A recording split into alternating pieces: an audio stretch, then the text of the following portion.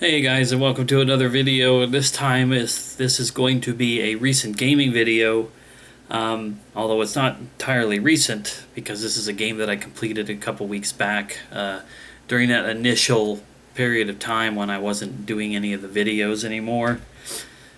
Which, in retrospect, I never should have, never should have expected myself to last even a couple of weeks.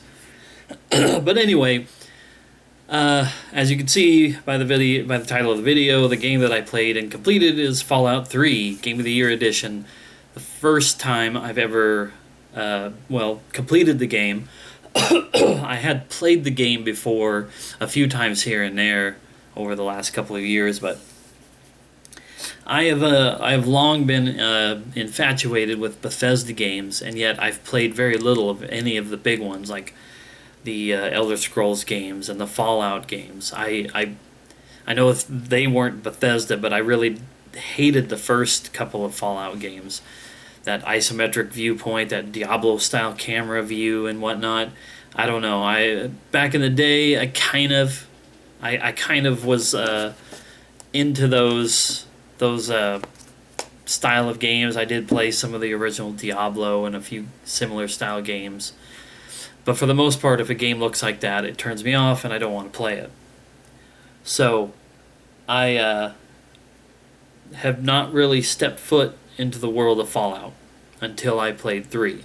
But once I saw 3, it's much the same way as the Grand Theft Auto games went from that top-down, really cruddy-looking graphical style that the first games on PS1 did, and then they switched to GTA 3, boom, I was intrigued.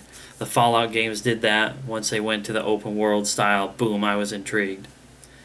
So anyway, I managed to pick up Fallout 3 on Steam a couple years ago on a pretty good sale, and like I said, I played the intro part of it, and I went to Nuketown or whatever it is, that first main place you go to after you leave the vault, and I had tooled around in that place last year, maybe the year before, a couple of times, and then I would just, maybe I was overwhelmed, sort of the way I've been with Skyrim. I was kind of overwhelmed, so I was kind of, I stepped back and I was like, okay, no. But this time around, I was like, okay, here's how naive I am about stuff, because I do have some issues with this game. I really did enjoy it, but I have a few issues with it. I was thinking I got Fallout 3 and its DLC, and I've got Fallout New Vegas and its DLC. And those are big games, and they should last me quite a while. Should last me a couple of months to kind of go through those two games as I, wait for getting a PS4 next year to get Fallout 4 when that releases.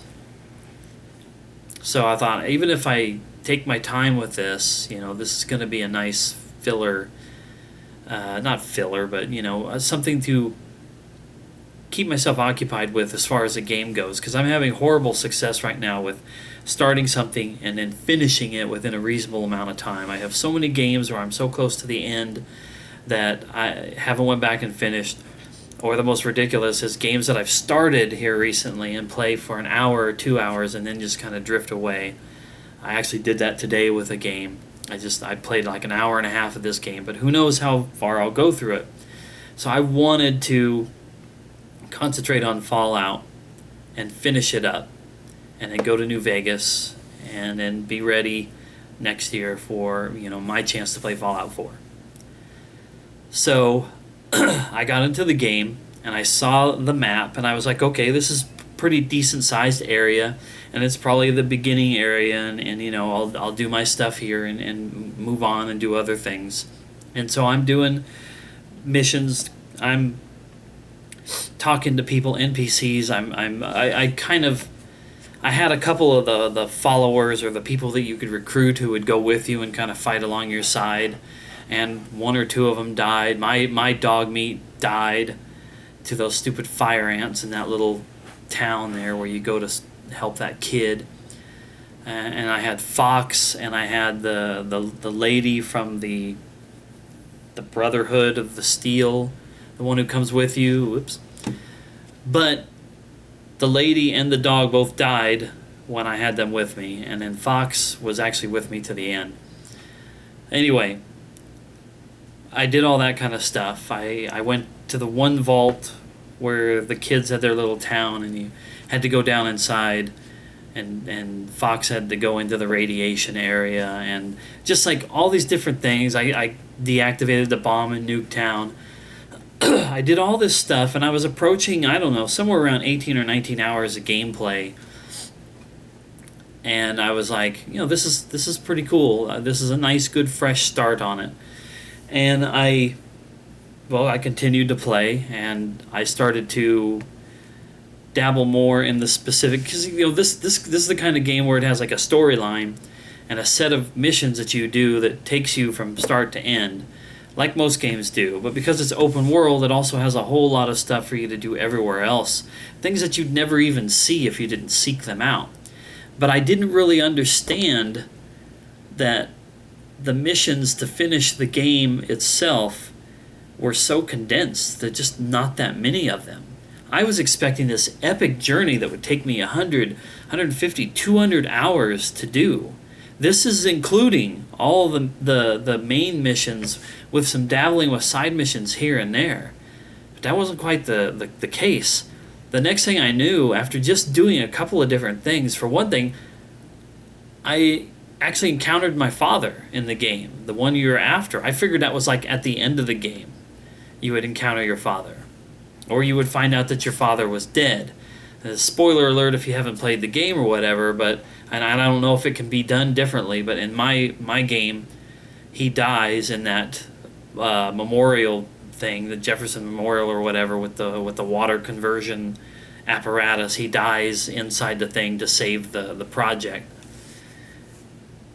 And so I was like, oh, well, I just found my father, and this was kind of cool. It was unexpected. I didn't think I'd see him so early in my gameplay experience. And then he ends up dying.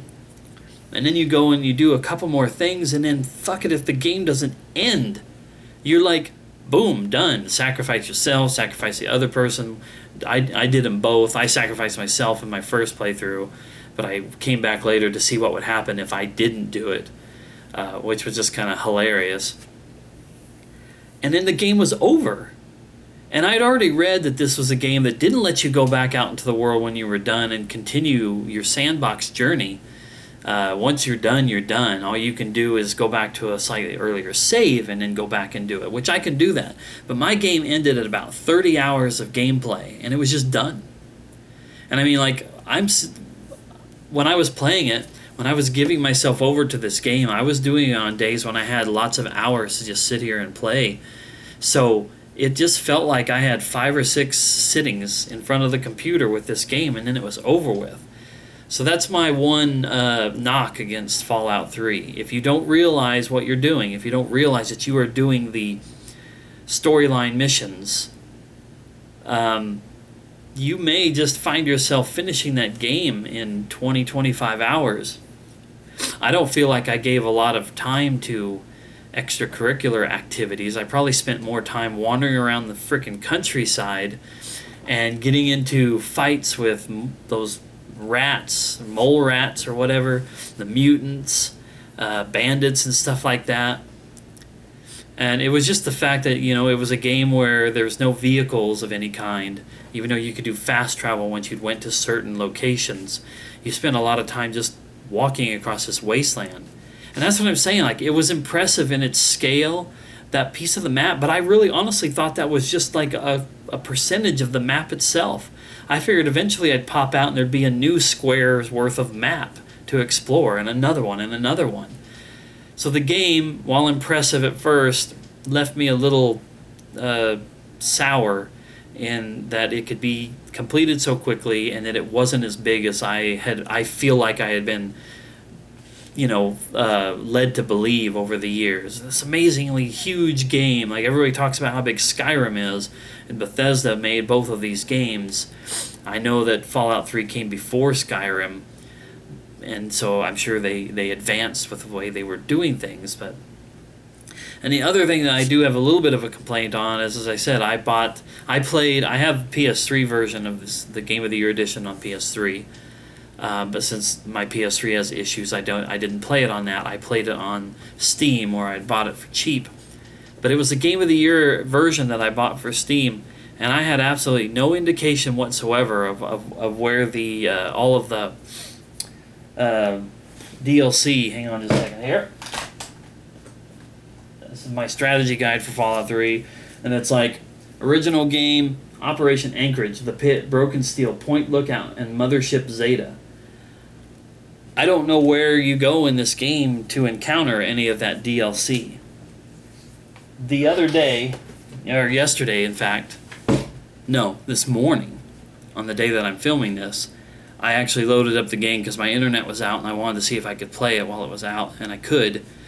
I went to an earlier save right before you like really go in to do the final sequence, and left the building and just went back out into the world, and I was like, okay, I can go back and do it. So at some point in the hopefully near future, I'm going to do that, flesh out a little bit more of the game and try to figure out where that DLC, occurs, what I have to do to trigger it or whatever. Anyway, blah blah blah. Like I said, Fallout 3 was awesome. I don't like to give ratings, numerical ratings to games like these, or to games and movies in general. I just don't like that scale. I don't feel like it really it like hits the mark for how I really feel about something. But in the case of Fallout 3, because I feel like I have strong negative and positives for it, I would give it like an 8 out of 10 for me. I still liked it that much. It's a good game, and like I said, I want to play it again, or at least go back and fully flesh out the world. I'd have no problem with that. Now I'm just kind of waiting for New Vegas to have a sale on Steam, because I want to play it on the computer. It felt like a first-person game is usually better with keyboard and mouse. So PS3 versions that I own, whatever, I'd rather play them on the PC to get that experience. Not so much with Fallout 4. I want it on the PS4 because it will blow away what my computer can look like for that game. But anyway, like I said, blah blah blah. I'm rambling at this point, so I'm gonna wrap this up. Thanks for watching, guys, and I'll see you shortly with another one.